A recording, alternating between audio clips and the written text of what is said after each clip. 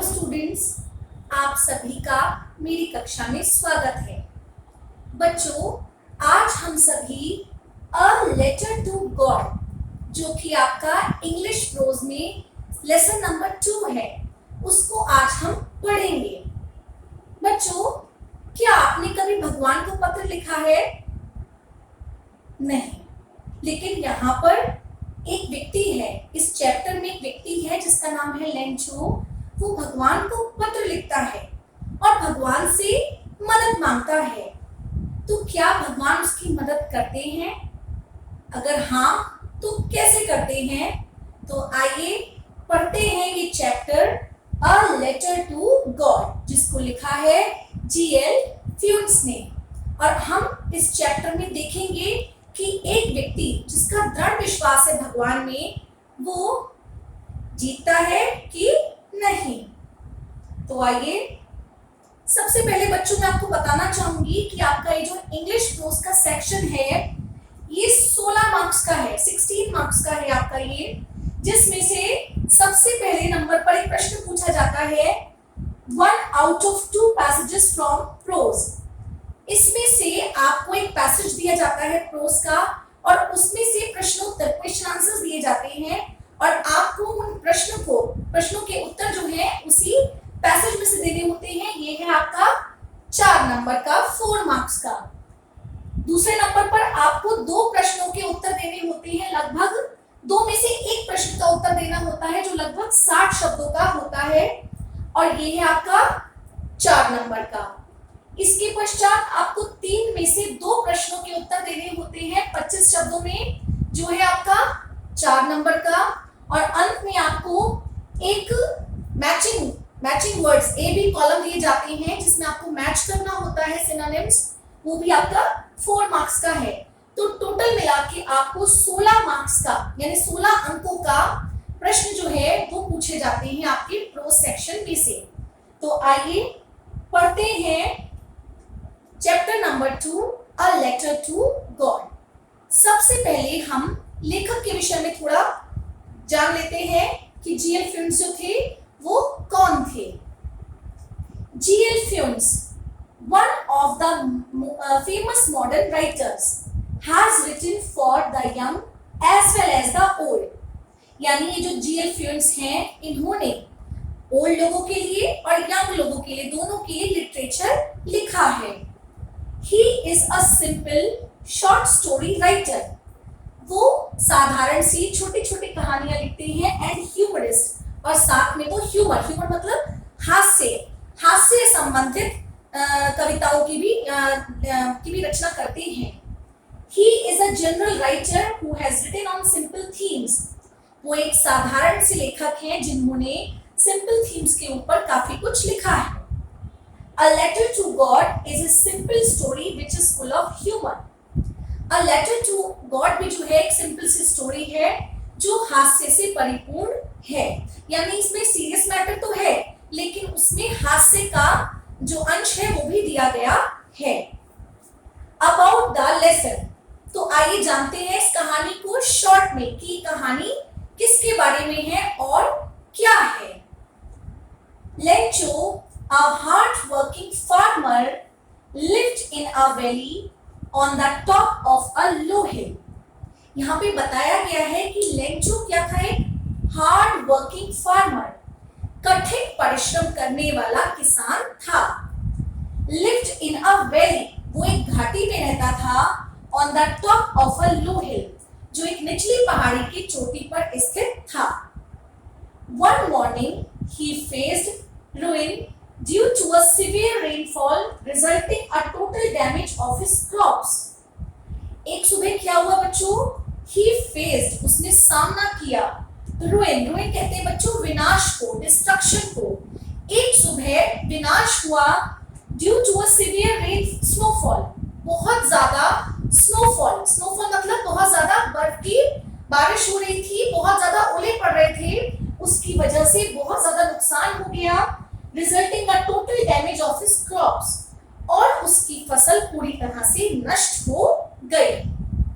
He turn to God in distress, वो परेशानी में भगवान की तरफ उसने अपना बुक किया, यानी भगवान से उसने प्रार्थना की, एंड रोट अ लेटर, और उसने भगवान को एक लेटर लिखा, एक पत्र लिखा, asking him to send money, और उसने भगवान से आस्क मीन्स मांगा कि वो उसको भेज दे, मनी मतलब पैसा, वो उसको धन भेजे। A postman saw the letter to God. एक पोस्टमैन, एक डाकिया जो था, उसने भगवान के नाम का एड्रेस लिखा हुआ एक पत्र देखा, and took it to the postmaster, और वो इसे पोस्टमास्टर के पास लेकर गया। Who first laughed? जो पहले तो हंसा, पोस्टमास्टर पहले तो उस पर हंसा कि किसी ने भगवान को पत्र लिखा है, लेकिन then was surprised at the faith of the writer. तब वो पोस्टमास्टर उस लेखक के विश्वास पर आश्चर्यचकित हो गया कि अभी भी इस दुनिया में ऐसे लोग हैं जो भगवान पर इतना दृढ़ विश्वास रखते हैं कि उन्होंने भगवान को एक लेटर ही लिख डाला। He collected some money from his employees. उसने कुछ पैसा इकट्ठा किया अपने एम्प्लॉइज मतलब अपने यहाँ ऑफिस में काम करने वाले लोगों से उसने कुछ पैसा कलेक्ट किया, इकट्ठा किया, and sent it to Lencho along with a letter, और उन्होंने ये पैसा भेज दिया लेंचो को एक लेटर के साथ। When Lencho got the letter with money, जब लेंचो को पैसा मिल गया, यानी उसको लेटर मिला पैसे के साथ, and counted it less, और उसने पाया कि पैसा थोड़ा कम है। बच्चों, लेंचो ने 100 पैसे मांगे थे, लेकिन पोस्टमास्टर अपने एम्प्लॉइज की मदद से केवल 70 पैसा ही इकट्ठा कर पाया। तो जब लेंचो को लेटर मिला और उसने देखा कि उसने 100 की जगह 70 पैसे मिले हैं, तो वो थोड़ा क्या हुआ, फ्यूरियस, क्रोधित हुआ।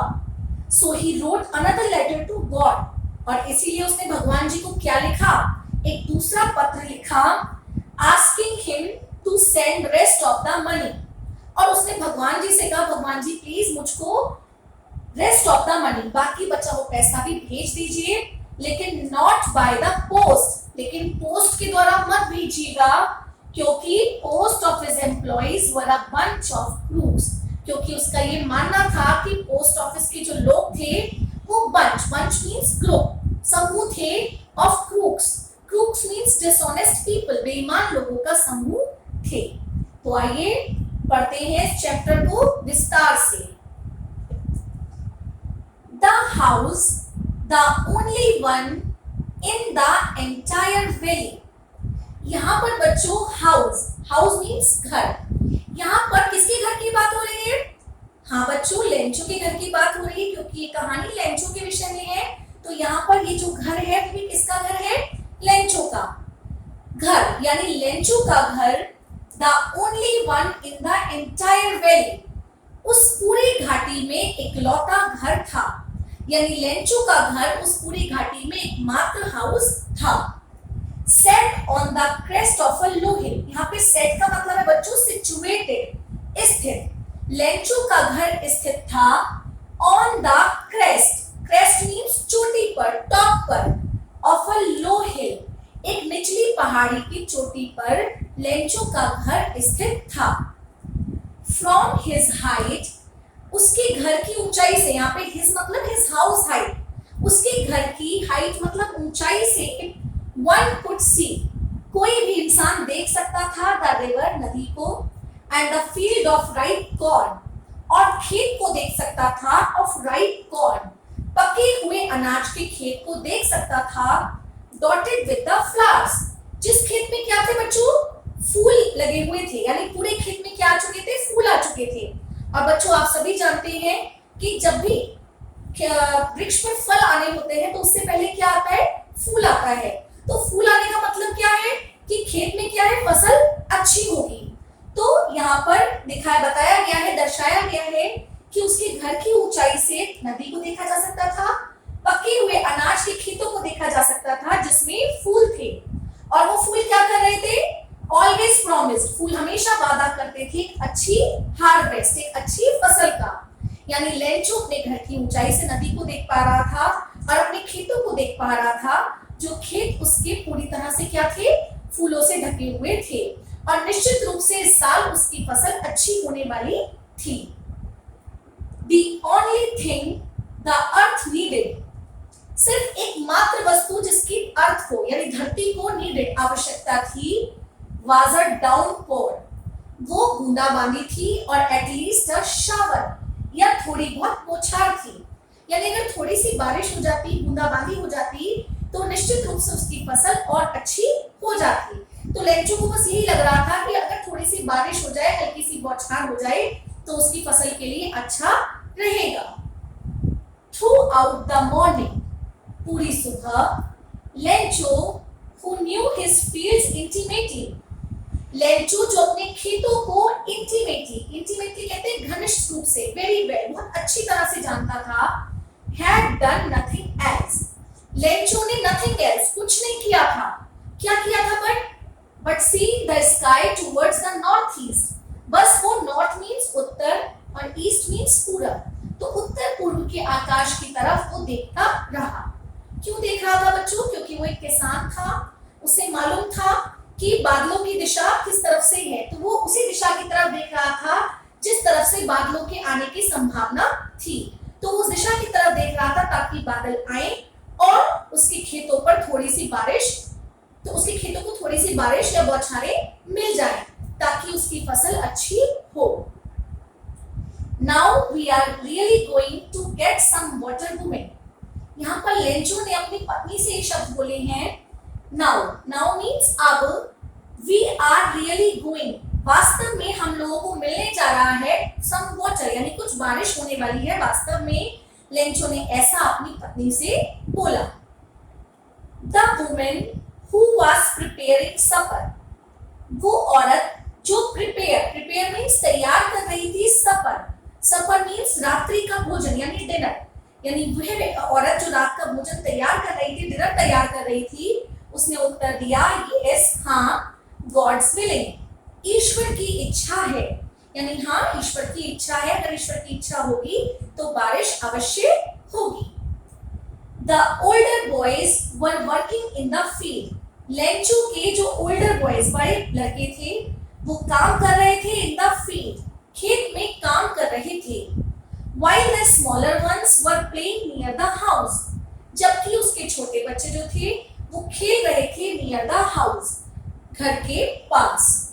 Until the woman called to them all, कब तक ऐसा होता रहा? जब तक कि उनकी माँ ने यानी लेंचो की पत्नी ने उन सबको अंदर नहीं बुला लिया और कहा कम फॉर डिनर, डिनर के लिए आ जाओ, यानी रात्रि का भोजन तैयार है और सब लोग डिनर के लिए आ जाओ, ऐसा कहकर लेंचो की पत्नी ने सबको डिनर के लिए आमंत्रित किया।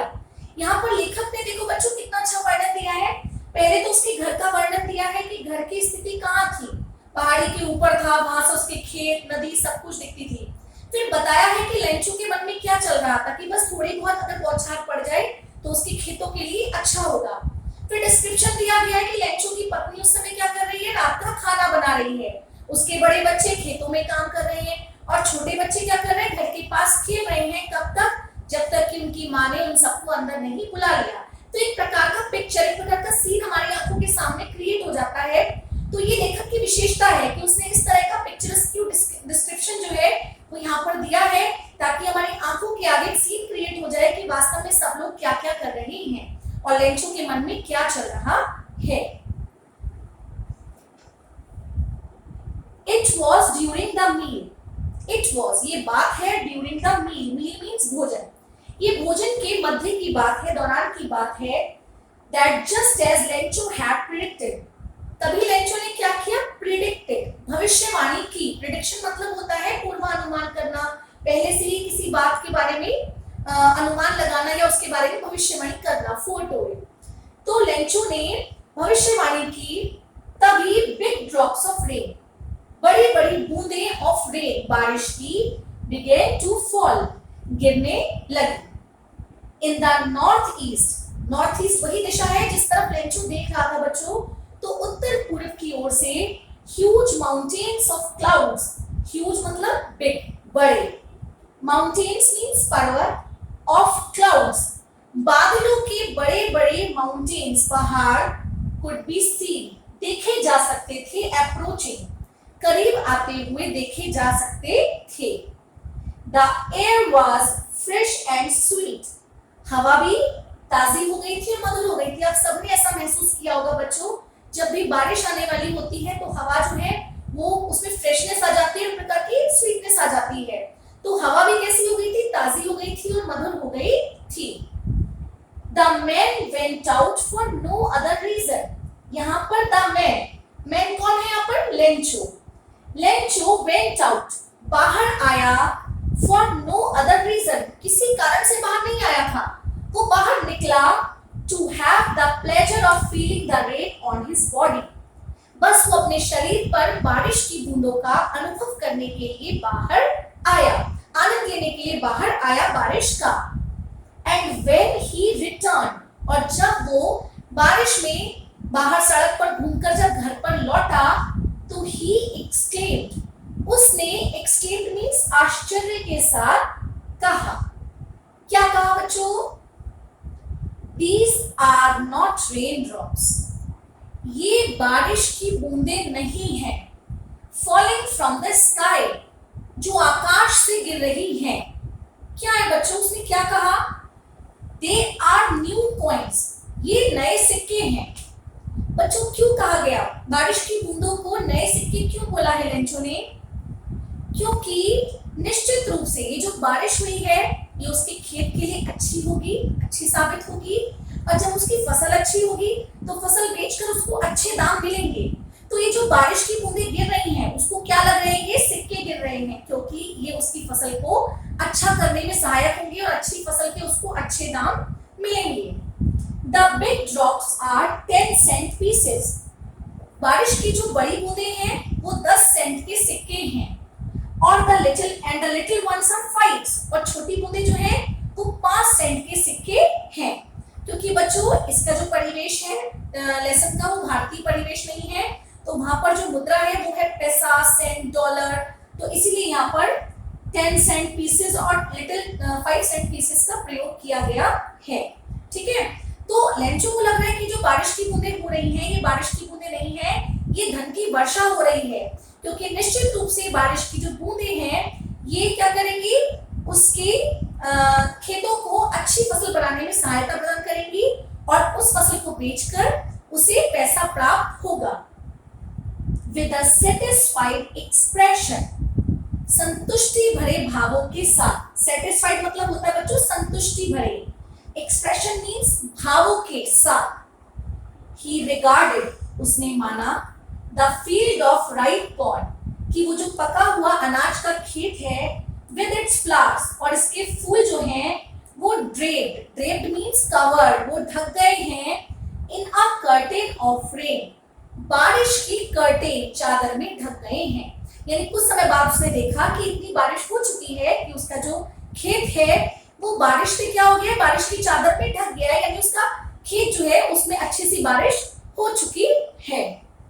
But suddenly, लेकिन अचानक से a strong wind began to blow, एक तेज हवा बहने लगी, and along with the rain, और बारिश के साथ साथ very large hailstones began to fall, बहुत बड़े बड़े hailstones जो ओले थे वो भी began to fall, गिरने लगे।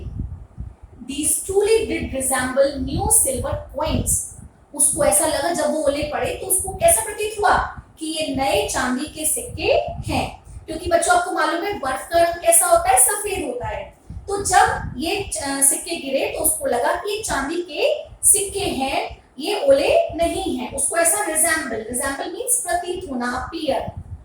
The boys exposing themselves to the rain, Lencho के बेटे जो exposing themselves to the rain, जो बारिश में नहा रहे थे, ran out, वो बाहर दौड़े, to collect the frozen pearls, उन जमे हुए pearls, मोतियों को इकट्ठा करने के लिए दौड़े।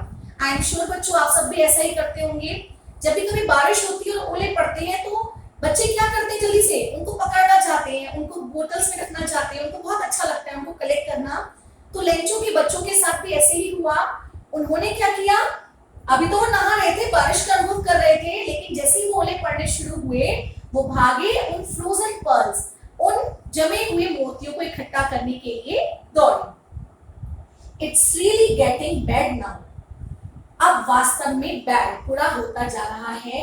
एक्सक्लेम द मैन, किसने बोला ऐसा, लेंचो ने बोला।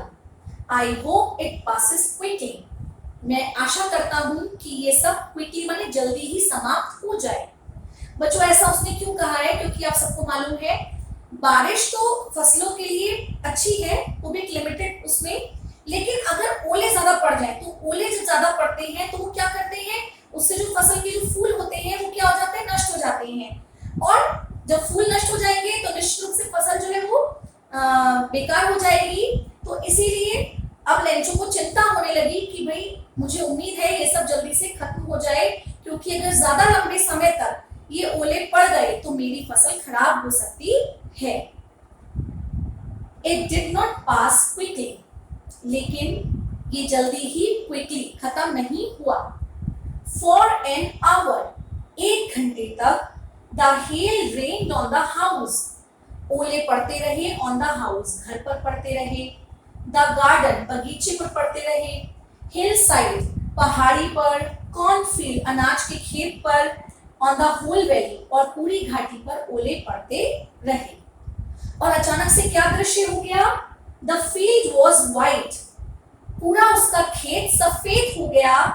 As if covered with salt, जैसे कि ये covered means ढक गया हो with salt, नमक से ढक गया हो, किसने नमक बिखेर दिया हो। यानी 1 घंटे तक इतने ओले बरसे कि उसका पूरा खेत ऐसा लगने लगा जैसे उसके पूरे खेत पर किसी ने नमक बिछा दिया हो।